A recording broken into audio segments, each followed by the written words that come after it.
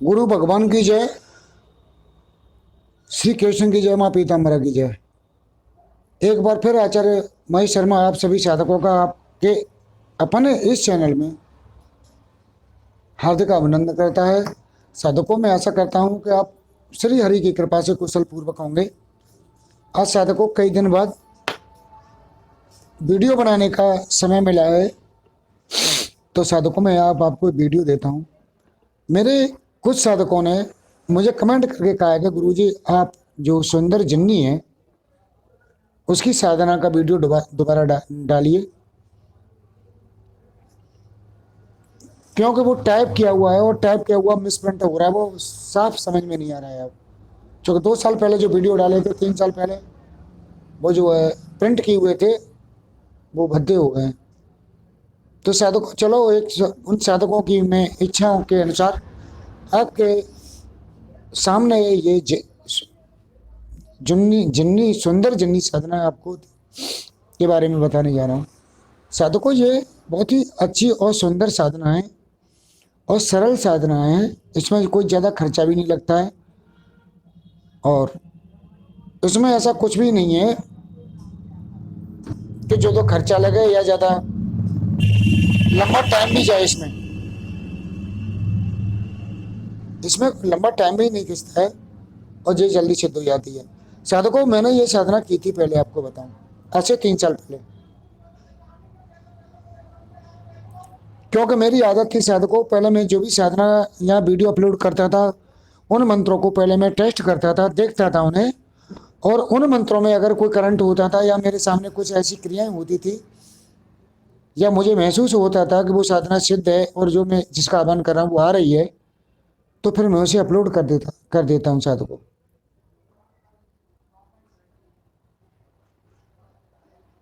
और जब से लेके अब तक मैं यही कार्य कर रहा था, लेकिन अब YouTube चैनल पर बहुत सी साधना अपलोड है, इसीलिए मैं अब कोई नई साधना नहीं डाल रहा हूँ और ना ही कोई नई साधना कोई टेस्टिंग कर रहा हूँ, न परीक्षण कर रहा हूँ, क्योंकि साधकों मेरे पास अब समय बाकी नहीं रहा है। अब मेरा समय कब उन्हें करने का है, टेस्टिंग का समय साधकों निकल गया अब। और एक बात और साधकों में कहना चाहता हूँ कि कोई भी साधना एक बार में सिद्ध नहीं होती है, क्योंकि हम तुम सब परिवारी जीव हैं, संसारी जीव है, और संसारी जीव में अड़चने आती रहती हैं साधकों, बगैर बुलाए अड़चने आती रहती हैं। रोज नित्य नई अड़चने साधक के सामने आती रहती हैं। चाहे तुम्हारे पास कितना भी पैसा हो, लेकिन अड़चने समस्याएं तुम्हारे सामने आती रहेंगी, क्योंकि पैसा बढ़ेगा तो तुम कामों को आगे बढ़ाओगे, कामों को बढ़ाओगे तो उनकी प्रॉब्लम आएंगी, काम करने की जिम्मेदारी तुम्हारे सामने आएगी, उनकी समस्याएं जो हो रही हैं उन समस्या में अड़चने पैदा होती हैं काम में, वो आएंगी, तो उनका निस्तारण भी तो आप ही को करना है। तो ये समस्या साधकों हर संसारिक जीव के साथ चलती है। मैं यदि कोई साधना करने बैठूं तो मेरे सामने ऐसी ऐसी समस्याएं आ जाती हैं कि मुझे छोड़ना पड़ता है। अभी मैं आपको बता दूं, एक साधना को मैं लेके बैठा हूँ, 4 बार मुझे छोड़नी पड़ी है, 4 बार कंटिन्यू छोड़नी पड़ी है वो साधना मुझे। अब चूंकि ये सारी साधनाएं मेरी सात्विक प्रवृत्ति और तामराशि प्रवृत्ति की हैं, तो ये शुक्ल पक्ष में होती हैं। अब भैया तुम ये जानते हो कि शुक्ल पक्ष जो है महीना में एक बार आता है बस। अगर एक बार साधना खंडित हुई तो फिर 1 महीने का टाइम गया। अब जब तक अपना भगवान भजन करते रहते हैं, फिर समय का इंतजार करते हैं। अभी अच्छी भली साधना चल रही थी, हमारी बहन खत्म हो गई, साधना रुक गई, उसके बाद में उसकी त्रयोदशी संस्कार वगैरह हो गया, उसके बाद साधना में लेके बैठे, तो बड़े बेटे को जो है एक टैबलेट रिएक्शन कर गई, उसे हॉस्पिटल लेके ये भागना पड़ा, 2 दिन वो कोमा में पड़ा रहा, उसके बाद उसे होश आया तो होगी साधना। ये साधकों ये मेरे साथ ही नहीं है, ये सभी के साथ होता है, क्योंकि तुम प्रकृति से समय से पहले अगर अधिक मांगने की चेष्टा करोगे तो यही कंडीशन होगी। प्रकृति में जो तुम्हारे लिए नियत कर रखा है उससे तुम अगर पहले अधिक मांगोगे, समय से पहले मांगोगे और अधिक मांगोगे, तो यही स्थिति पैदा करेगी तुम्हारी साधक को, आपको बताऊं।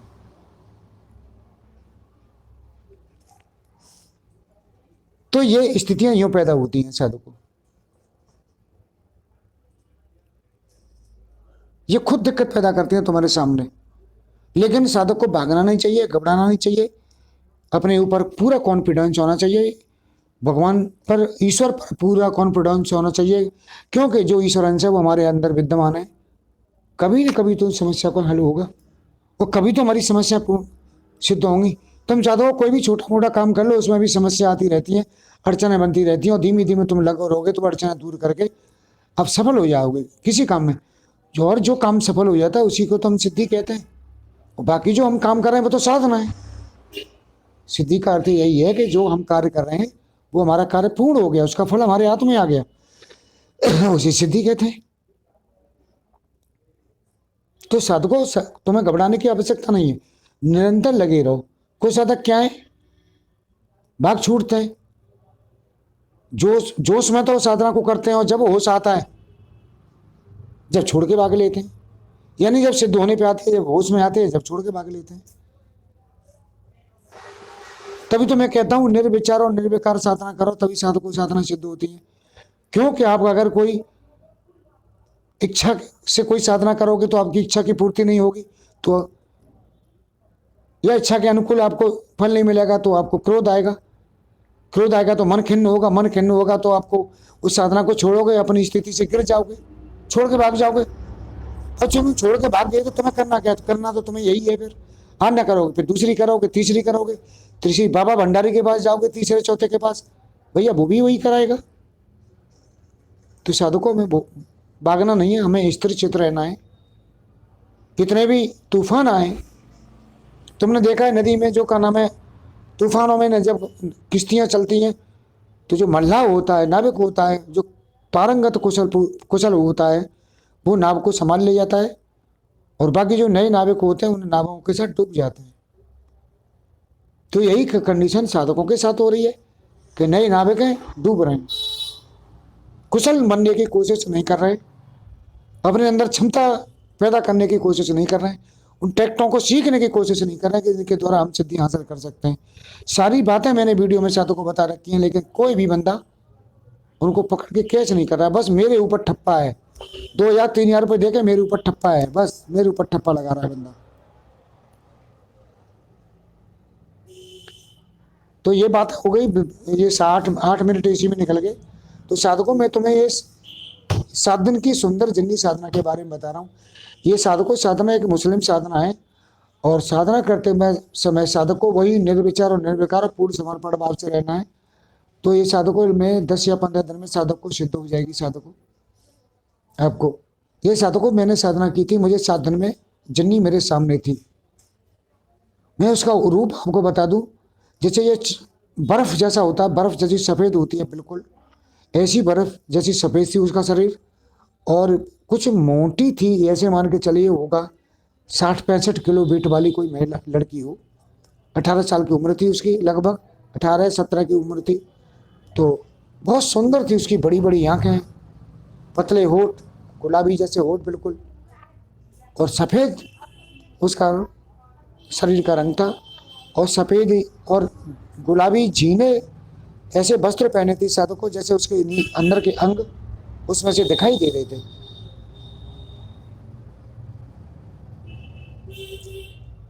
तो मैंने उसके पेट पे हाथ फरा दिया ऐसे करके।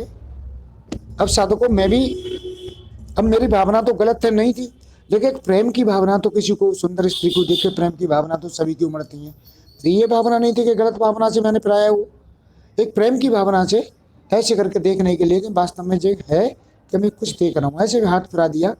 तो वो साधकों मुंह बना गई ऐसे करके, जैसे उसे अच्छा नहीं लगा वो, और वो साधना सफल हो गई। लेकिन मैंने पूर्ण टाइम तक वो साधना नहीं की, मैंने उससे कोई वरदान नहीं मांगा साधु को, क्योंकि मैंने पहले कह चुका हूँ, मैं कोई भी साधना मंडल में डालता हूँ उसे पहले टेस्टिंग कर लेता हूँ, और उन्हें मंत्रों को जपता हूँ। तो मैं तो एक नॉर्मली मंत्र जप रहा था उसके साधु को, मैंने कुछ किया भी नहीं था, न कोई ऐसा कुछ किया था, न कुछ किया था, केवल अपने कमरे में जहाँ मेरा रूम है जो मेरा मंदिर मंदिर है साधकों ने देखा है, उसी में कर रहा था मैं। वैसे ऐसे खुले स्थान पे या घर की छत पे करना आवश्यक होता है साधकों, लेकिन मैं वहीं अपना देख रहा था कि इसमें थोड़ा कुछ वो करंट मंत्र में करंट हो तो मैं आगे साधकों को इसे अग्रसर करूँ और साधकों को आगे बताऊं साधकों। तो इतना किया साधकों, उसके बाद मैंने कोई साधना को नहीं किया। तो साधकों इसमें खुली इस स्थान जो है, खुली जगह या घर की छत बहुत अच्छी रहती है। और आप साधकों ये गर्मी आ रही है ज्यादा ठंड भी नहीं है, घर की छत पे आप जो है इसे कर सकते हो। और एक छोटी मच्छरदानी आती है जो चार तरह से ऐसे ऐसे तंबू की तरह खड़ी हो जाती है, छतरी की तरह, वो आप लाके 200-250 रुपए की आती है, ऐसे बैठ के उसमें अंदर साधना ये साधकों कर सकते हो आप। रात्रि का समय 10 बजे के बाद है साधकों इसका। और इसका साधक अपनी मुंह जो दिशा, मुंह की दिशा करे वो पूर्व या दक्षिण पश्चिम की ओर करके करे साधकों, काबा की ओर। बहुत अच्छी साधना है ये। साधकों गुलाबी रंग के जरकन की या की माला या स्फटिक की माला मिले, ये उससे भी साधकों जो अभिमंत्रित की हो गुरु के द्वारा, उससे ये द्वारा सिद्ध हो जाती है साधकों। और इसकी कोई सामग्री भी कोई खास नहीं है। 5 अगरबत्ती 5 स्टार वाली रोज जलाएं, कपूर जलाएं, गुलाब का सेंट अच्छी तरह से अपने वस्त्रों पर लगाएं और सामने जो चौकी है उस पर रख दें। एक बतासा रखें किसी बर्तन में, 2 लौंग रखें और एक पान रख दें साधकों। ये नित्य आपको करना है। और इसके बाद में आप मिठाई वगैरह जो भी कर सके तो कर सके। गुलाब के फूल मिल जाए, बेला के फूल मिल जाए तो और ज़्यादा बेटर रहेगा। गुलाब के, बेला के, चमेली के वगैरह फूल मिल जाए तो और बेटर रहेगा इसमें। साधकों मैंने कोई बतासा नहीं रखा था, मैंने कोई फूल कुछ नहीं रखे थे। जो नित्य क्रिया होती है साधकों, मैं तो इसी तरह मंत्र जपा था, लेकिन मुझे सफलता मिली थी इसमें। चाहे साधकों ये मान लो ईश्वर की कृपा है मेरे ऊपर, मेरे गुरु की कृपा है, माँ बगलामुखी की कृपा है साधकों। चाहे ये मान लो कि मैं पारंगत हो चुका हूँ इन विद्याओं में पारंगत हो चुका हूँ। चाहे मैं ये मान लो कि मेरे मन को नियंत्रण करने की क्षमता प्राप्त कर लिया मैंने। चाहे ये मान लो साधकों को मैं उच्च ऊर्ध्व से ऊपर उठ चुका हूँ। चाहे ये मान लो कि मेरे अंदर भक्ति भाव जागृत हो चुके हैं। चाहे ये मान लो कि इन्हें खींचने की क्षमता मेरे अंदर प्राप्त हो चुकी है। चाहे ये मान लो कि मेरा ध्यान कंसंट्रेट एकाग्र हो जाता है बहुत जल्दी। 1 माला में करता हूँ मेरा मन स्थिर हो जाता है। 2 माला में मैं स्थिर, बिल्कुल स्थिर हो जाता हूँ, जैसे वो शाम हो वैसे हो जाता है। 10 माला 5 माला 10 माला करने के बाद स्थिर स्थिति में आ जाता हूँ, सामने फोकस हो जाता है। चाहे आप ये मान लो कि मैं अपने मन को संतुलन करना सीख गया हूँ ध्यान के द्वारा, भक्ति के द्वारा और अपने अध्ययन के द्वारा, क्रिया योग के द्वारा। किसी भी तरह मान लो साधकों, मैं तो हर तरह से मेरा स्थिति वो सब तरह से मेरी स्थिति किसी भी तरह मान लो, सब चाहे किसी तरफ से ले लो, मैं हर तरह से मेरी माँ की कृपा से मैं पूर्ण हूँ साधकों। फिलहाल कुछ कमियां हैं मेरे अंदर अभी, जो संसारिक में बंधन में बंधा हूँ बस। और संसार बंधन की आप स्थिति जानते हो, अच्छे भले बैठे हो, अच्छे भले पे खुजली करना शुरू कर देता है ये परिवार तुम्हें। ज़्यादा नहीं है तो अपने परिवार में कोई कमी होगी उसके लिए, बच्चों में ही कुछ आटादार, ये कुछ न कुछ उंगलियां चलती रहती है साधकों। क्योंकि ये माया है, तुम्हें माया 1 मिनट चैन से बैठने नहीं देगी।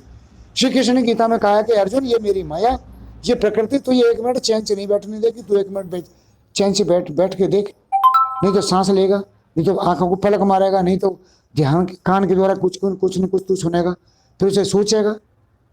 तो बैठने नहीं देती है साधकों, ये आप जानते हो। और जो ध्यान में चले जाते हैं उनका प्रकृति कुछ नहीं बिगाड़ पाती है, क्योंकि वो इस दुनिया में रहता ही नहीं है।